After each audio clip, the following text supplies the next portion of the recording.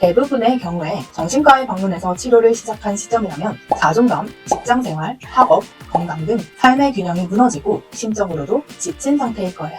이런 문제는 약이 해결해주지 못합니다. 그래서 저는 이제 막 치료를 시작하셨거나 치료를 받는데도 삶의 진전이 없는 분들에게 이 삶의 균형을 바로잡는 것이 회복의 시작이며 약물치료의 궁극적인 목적이라는 것을 꼭 강조하고 싶어요. 여러분들, ADHD 치료도 받고 약도 꾸준히 먹었는데 인생이 여전히 힘드신가요? 이건 여러분들이 끈기가 부족하거나 의지박약의 문제가 아닙니다. 저도 수없이 의지를 갖고 노력했지만 치료 이후에도 수년간 실패를 경험했거든요. 먼저 과거의 저처럼 치료 이후에도 증상이 이어지고 충동적이고 무질서한 삶이 이어지는 건 여러분들이 긴 시간 ADHD를 갖고 살아오며 삶의 많은 부분이 무너져 있기 때문에 생기는 구조적인 악순환입니다.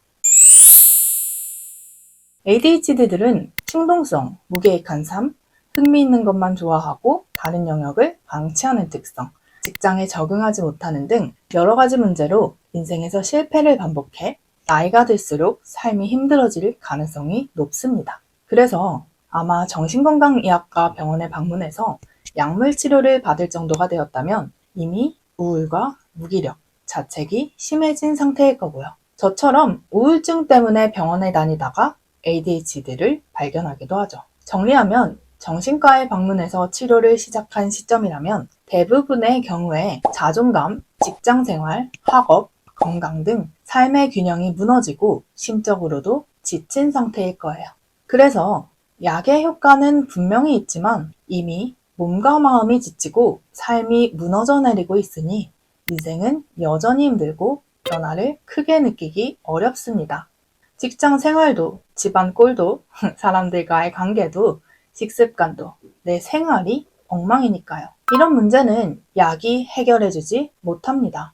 약물 치료의 도움으로 내가 주도적으로 해결해 나가야 하는 문제예요. 당연하지 않나요? 우울증이나 다른 질병도 그렇잖아요.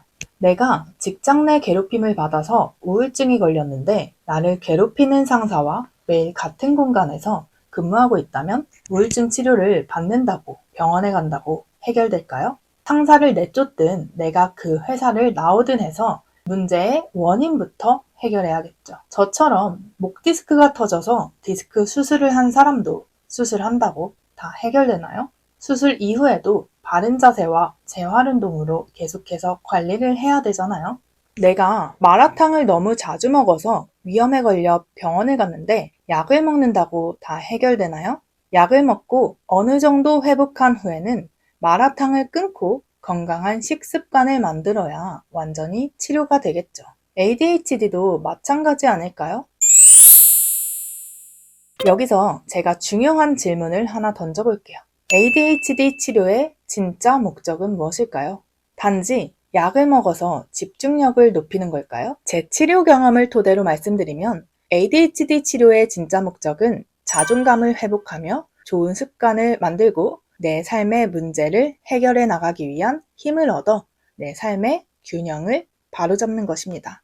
여러분들 반드시 치료와 병행해 스스로 균형 잡힌 삶을 되찾아야 합니다. 다이어트도 균형 있는 식습관과 생활습관, 운동을 꾸준히 병행하지 않으면 다시 요요가 오는 것처럼 삶이 무너진 채로 약만 먹으면 변화는 일시적이고 계속해서 문제가 반복될 수밖에 없습니다. 그러면 구체적으로 어떻게 균형을 맞춰야 할까요? 먼저 내 삶의 균형을 무너뜨리는 악순환의 고리를 이해해야 합니다. 건강, 자존감, 스트레스, 식습관, 수면 이 5가지는 서로 연결되어 있어서 하나가 무너지면 나머지도 따라서 무너집니다. 예를 들어 볼게요.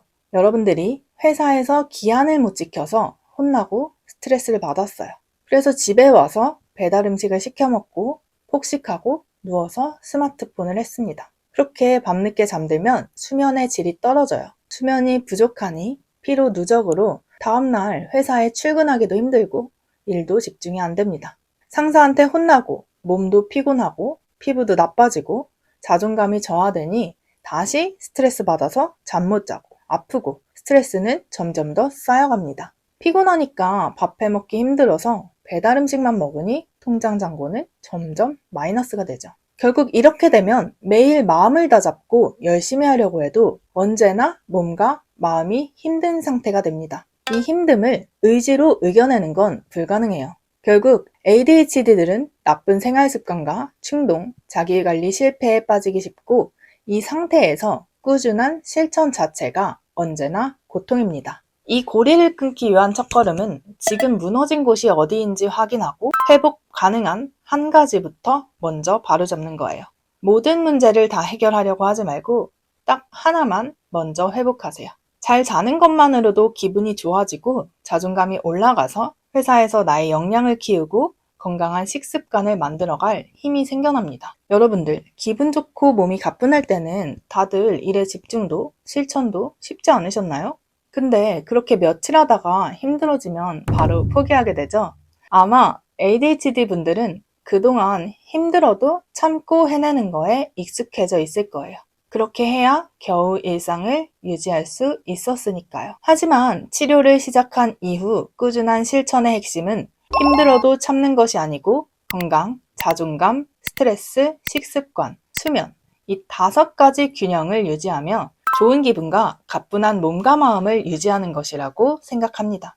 저도 최근 일적인 스트레스에서 시작된 수면 부족으로 악순환에 빠졌거든요. 그래서 저는 단 한 가지 식습관 개선을 위한 노력을 시작했습니다. 그래서 요즘 태아닌, 티록신, 마그네슘 같은 영양제도 복용하고 있는데요. 영양제도 종류별로 시간을 맞춰서 먹어야 하더라고요. 식습관 개선하는 것도 요리도 해야 되고 시간도 지켜야 되고 혈당 관리도 해야 되고 쉽지 않아요. 매일 같은 시간에 영양제 먹는 것도 사실 쉽진 않잖아요. 그러니까 한 가지 균형을 회복하는 것만으로도 굉장히 어렵고 시간이 걸리는 일입니다. 그래서 욕심내지 말고 딱 한 가지만 먼저 회복해보세요. 한번 회복하고 나면 노하우가 생겨서 그 다음번 무너졌을 때는 회복하기 쉬워지거든요. 일상 속에서 건강, 자존감, 스트레스, 식습관, 수면 이 5가지를 관리해야 한다면 장기적인 관점에서는 행복을 어떻게 찾아가야 될까요? ADHD지만 갓생을 살고 있는 저는 육각형 행복이라는 개념을 만들었어요. 몇 년 전에 육각형 인간이라는 신조어가 유행했어요. 트렌드 코리아라는 책에 나온 육각형 인간은 집안이나 학력, 외모 등 이미 정해져서 바꿀 수 없는 것들로 이루어져 있어요. 그런데 여러분들, 이런 것들을 성공의 지표이자 행복의 요소로 추구하면 삶은 필연히 불행해집니다. 제가 생각하는 육각형 행복은 건강, 커리어, 돈, 인간관계, 내면과 외면의 아름다움, 재미를 균형 있게 추구하며 내 삶을 가꿔나가는 것이에요. 특히 시기에 따라서 그때그때 나에게 부족한 것들을 중심으로 채워가며 성장하는 것은 흔들리지 않는 안정적인 삶을 만들어주더라고요. 여러분들도 오늘 한번 내 삶의 6가지 영역을 돌아보세요. 지금 나에게 부족한 것은? 지금 나에게 꼭 필요한 것은? 그리고 지금 나에게 정말 중요한 것은 무엇인지 생각해보며 이 6가지 영역 중 어디를 먼저 채우는데 집중해야 될지 생각해보세요. 제가 간단한 노션 양식도 댓글에 남겨둘 테니 오늘 꼭 시간 내서 정리하면서 내 삶의 균형을 어떻게 맞춰 나갈지 생각해보면 좋겠습니다. 오늘도 너무 뻔한 얘기 같나요? 사실 건강, 자존감, 스트레스 이런 것들로 내 하루의 균형을 찾고 커리어, 돈, 인간관계, 내면과 외면, 재미를 균형 있게 갖추며 성장하는 거 이거 모든 사람에게 중요한 거잖아요. 하지만 ADHD들은 한 가지에만 몰입해 나머지를 내팽겨치고 무너뜨리는 경우가 많기 때문에 제가 강조하는 거예요. 예를 들어 일에 몰입하거나 건강과 관계는 무너지거나 재미에만 빠져 일이나 경제적인 문제는 전혀 신경 쓰지 않고 살기도 해요. 아니면 사랑에 빠져서 다른 것들은 다 내팽겨치기도 하죠. 그래서 저는 이제 막 치료를 시작하셨거나 치료를 받는데도 삶의 진전이 없는 분들에게 이 삶의 균형을 바로잡는 것이 회복의 시작이며 약물 치료의 궁극적인 목적이라는 것을 꼭 강조하고 싶어요. 약물은 나를 도울 뿐이고 그 도움을 받아 정말로 회복시켜야 할 건 내 삶의 균형입니다. 그게 진짜 무너졌던 내 일상, 나의 리듬, 나의 감정, 내 행복을 다시 세우는 것. 지금 삶이 무너져 하루하루가 고통스럽고 실패가 반복된다고 해도 꾸준히 치료를 받으며 악순환의 고리에서 빠져나오는 좋은 습관과 마음을 가지고 장기적으로 육각형 행복을 추구하며 성장한다면 하루하루 나 자신에 만족하며 즐겁게 살아갈 수 있습니다. 미루지 말고 현재의 내가 건강하고 행복하도록 먼저 만들어 보세요. 우리에게 과거나 미래는 없어요. 오직 현재만 있습니다. 마지막으로 여러분들께 제 근황을 공유할게요. 작년부터 저를 지켜봐 오신 분들은 아시겠지만 저는 해외에서 굉장히 활성화된 ADHD 맞춤형 서비스를 한국에 도입하고자 여러 가지 활동을 하며 하반기에 본격적인 플랫폼 출시를 위한 개발과 더불어 의사와 심리상담사 등 전문가와 협업도 준비하고 있었습니다. 하지만 최근 제가 하는 일에 대한 근거 없는 비난과 괴롭힘이 있었고 저는 그 일을 겪고 아직 한국 사회에서 ADHD를 대상으로 하는 서비스 사업이 받아들여지기에는 시기상조임을 그리고 또 제 역량이 부족함을 겸허히 받아들이고 폐업을 결정했습니다. 그렇지만 당연히 저는 제 꿈을 포기하지 않았습니다. 제 꿈은 스타트업으로 성공한 후에 비영리 재단을 만들어 행복한 대한민국을 만드는데 기여하는 것이에요. 저는 제 꿈을 향해 10년을 넘게 부딪히고 넘어지면서 ADHD로 고통받는 중에도 꿈을 포기하지 않았고요. 당연히 앞으로도 제 꿈을 향해 걸어갈 것입니다. 지금은 제 경력을 살려서 습관 형성과 루틴 실행을 돕는 스마트홈 서비스로 사업을 피봇했어요. 앞으로도 꿈을 향한 도전에 많은 응원을 부탁드리고요. 저도 변함없이 여러분들의 행복과 성장을 응원하겠습니다. 댓글을 확인하시면 제가 운영하는 ADHD 성장 커뮤니티와 무료 전자책 등 정보를 확인하실 수 있으니 꼭 확인하시고요. 구독과 좋아요 눌러주시고 계속해서 지켜봐주세요.